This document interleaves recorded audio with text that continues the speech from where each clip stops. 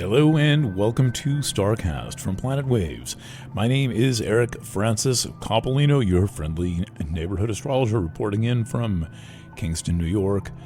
Tonight's edition accompanies the horoscope and lead article for the May 9th, 2024 edition of Planet Waves. Thank you for joining me and welcome.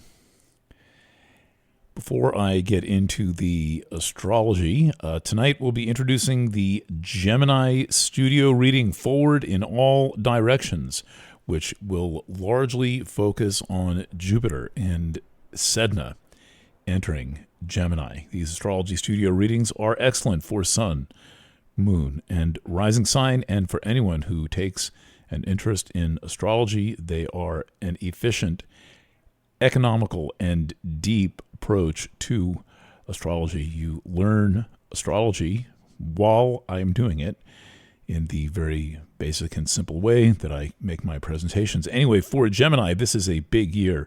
Jupiter is only in your sign 1 year out of every 12, and this year it moves in right around the same time that the Sun moves in, and that also happens to be right around the same time that Sedna, in late April, moved into Gemini for the first time in 11,400 years. That's like the end of the last ice age.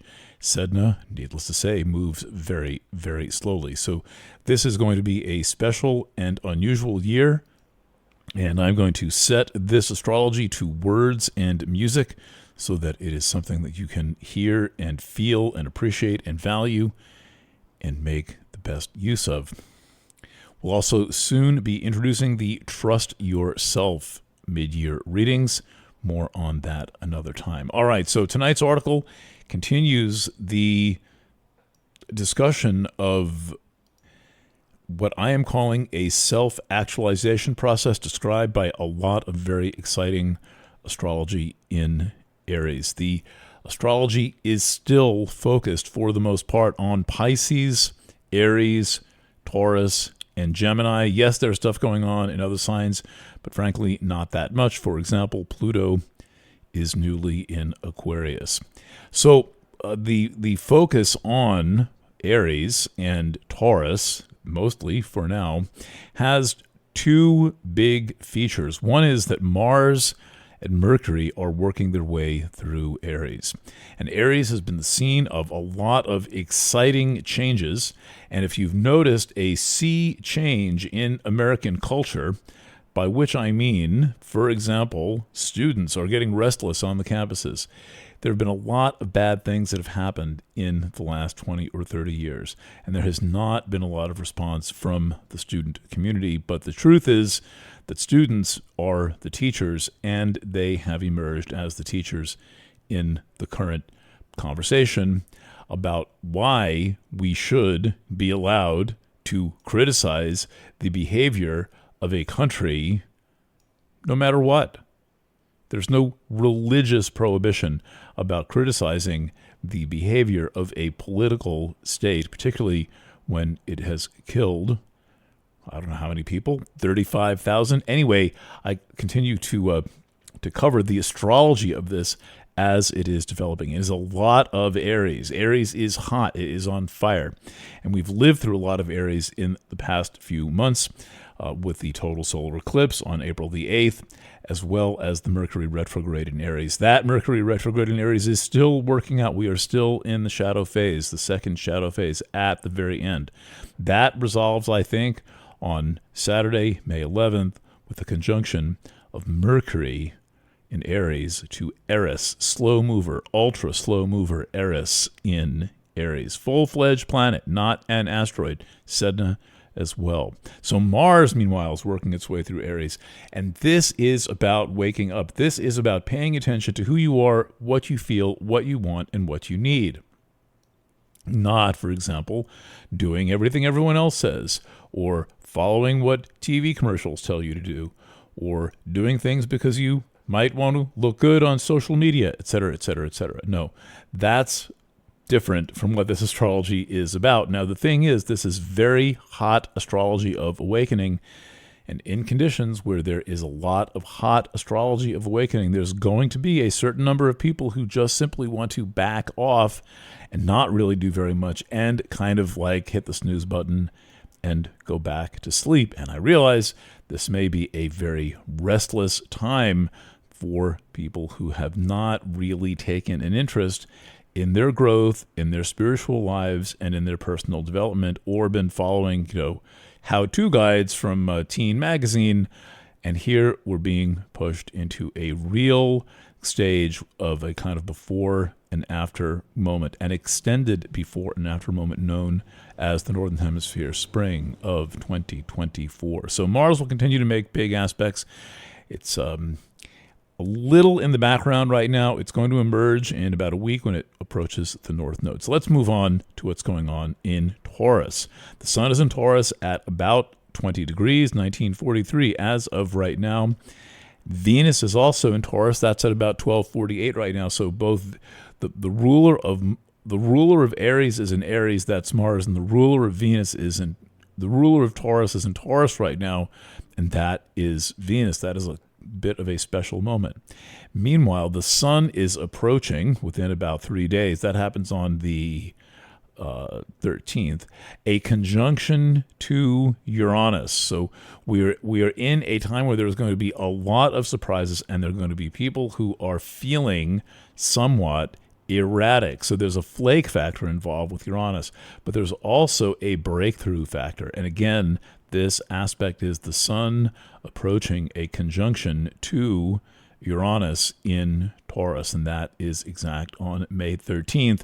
But in the days before it is exact, it is still working at full strength. So then the Sun moves on and makes a conjunction to Jupiter in Taurus. So there's a lot of solar aspects coming up, and I'm going to take that a little bit deeper, but let's just take a look at this one. Sun conjunct Jupiter. This is me playing with my software. That's on the 18th. So there's this stretch of time basically between now and the 19th where the Sun is making a lot of aspects. And what that says is that you have options for the action that you want to take. And there are a lot of ways that you can shine. The Sun wants to shine. It wants to be expressive. And what we've got here is this kind of a kaleidoscope of solar shining, of the expression of what some call the ego, but think of that in the healthiest sense of the ego as being the part of the psyche that contains what we think of as the personality that likes to do and experience things and explore things and have real feelings and just basically feel good. So that is all available if you let it be. Now, I realize life is very stressful for a lot of people, but part of what makes life stressful is this kind of mental tension that is treated in what I would call very often an unconscious way. It's not really addressed. And so in order to feel good, you usually have to make a series of conscious choices and key down a bit and relax. There are a lot of options for how to do this, but I would say, this is extremely appealing astrology to me, with the Sun conjunct Uranus, then the Sun conjunct Jupiter, and then the Sun making a 60-degree angle to Neptune. This is a lot of creative possibility. In a way, it's a little bit bigger of a crayon box than most people know what to do with. So I would say start with something that you just like to do and you don't feel like you've had time to do it, or you don't feel like you've had the bandwidth, or you have not been in the mood, and just sort of slowly get into the thing that you want to do. And this is all building to this kind of burst on the 18th of May, and that is a little more than a week from now, but it's not that that's the time when something happens. It is now through that time when these let's say expanded set of possibilities are available, and some of them will come up suddenly and be rather unexpected. That's what you get when there's a lot of Uranus in the action.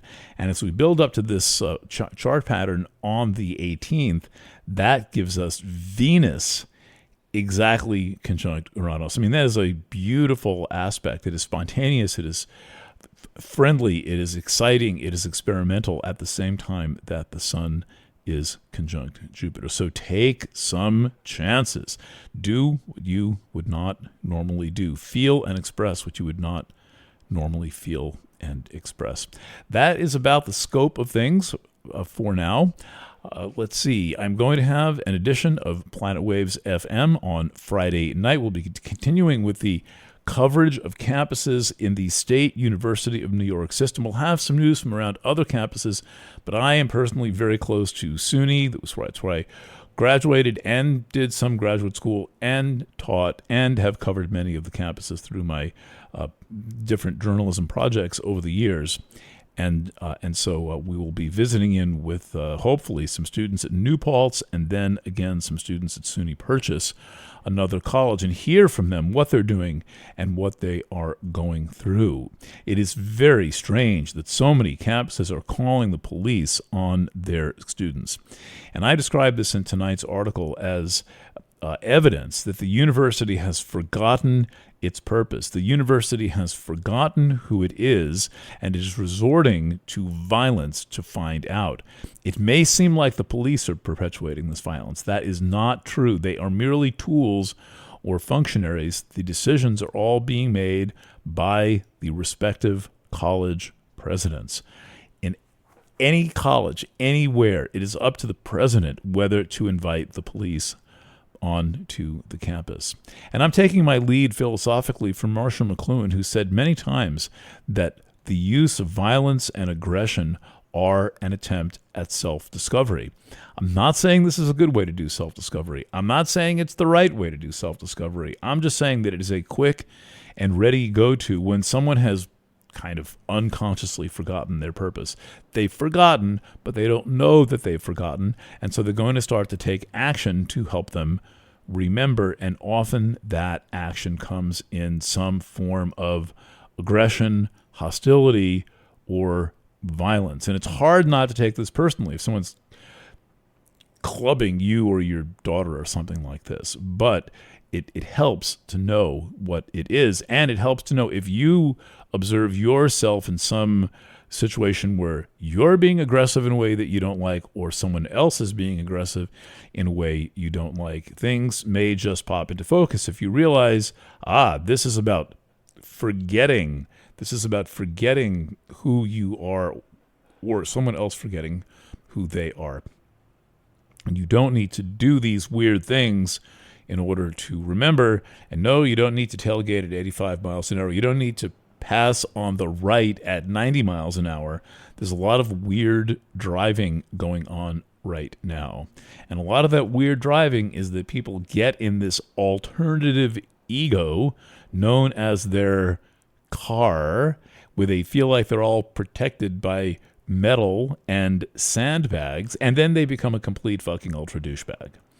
And that is not necessary. It is kind of ridiculous to do that at 75 or 80 or 90 miles an hour, but nonetheless, it happens frequently. So at least know what that is when you see it. And remember that underneath all of the kind of assertive qualities of Mars, particularly with Mars in Aries, there is often tremendous insecurity and a lack of confidence that is often made up for by a kind of phony bravado.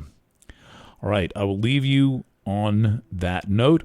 If you are, wherever you're listening, please hit the subscribe button. And if you really like the astrology that I'm doing, if you appreciate the kind of approach that I have to astrology, which is a relaxed approach that is more about looking at the world than at the cosmos. It's more about experience than it is about astrology, psychology. Well, even more about experience than about astrology, but what I meant was it's more about experience than Psychology, check out Planet Waves. Our subscriptions and our readings are worth it. You will feel that they are worth it because you're constantly getting something that enriches your life. Signing off from Kingston, New York, I'm Eric Francis. Bye for now.